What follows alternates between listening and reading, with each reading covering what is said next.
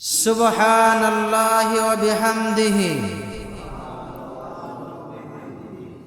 আদাদা খালকিহি ওয়া রিদা নাফসিহি ওয়া জিনাতা আরশিহি ওয়া মিদাদা কালিমাতিহি। প্রশংসা করলাম কার? খুশি হলেন কে? লাভ হলো কার? জি খেয়াল করে, প্রশংসা করলাম কার? খুশি হলেন কে? লাভ হলো কার? আমার।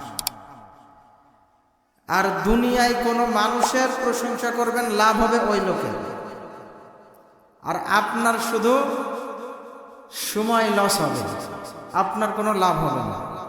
হবে? আমরা প্রশংসা সব সময় করব একমাত্র কেবলমাত্র কার? এই যে যেই প্রশংসার দোয়াটা পাঠ করলাম, এর লাভ কত জানেন? এই দোয়াটা যদি কেউ পাঠ করে, কি করে বলেন? এই দোয়াটা সকালে 3 বার, সন্ধ্যায় 3 বার যদি কেউ পাঠ করে, তার লাভটা কি একটু আপনাদেরকে বলি। যেহেতু এটা রমজান মাস, আমাদেরকে রমজান মাসে বেশি বেশি তাসবিহ তাহলিল করার দরকার আছে না নাই? তাহলে লাভটা কি? এই তাসবিহ পাঠ করলে লাভটা কি দেখেন। আল্লাহ রাসূল সাল্লাল্লাহু আলাইহি ওয়াসাল্লাম বলেন, মান ক্বালা সুবহানাল্লাহি ওয়া বিহামদিহি আদাদা খালকিহি ওয়া রিদা নাফসিহি ওয়া জিনাতা আরশিহি ওয়া মিদাদা কালিমাতিহি। বিশ্ব নবী জানিয়ে দিলেন,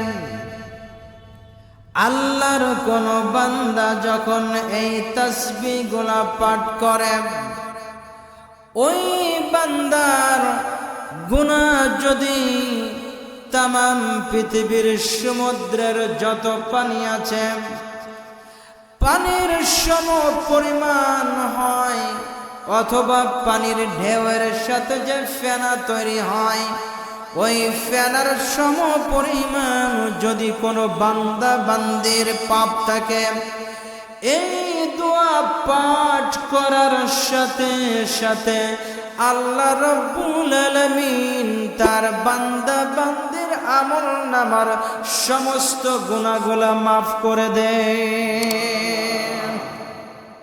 তাহলে লাভ না লস? তাহলে আর একবার কি পড়া যাবে? বলবো, পড়েন সবাই, সুবহানাল্লাহি। একটু আওয়াজ দিয়ে বলেন, সুবহানাল্লাহি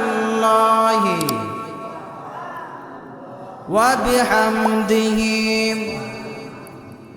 আদাদা খালকিহি ওয়া রিদা নাফসিহি ওয়া জিনাতা আরশিহি ওয়া মিদাদা কালিমাতিহি।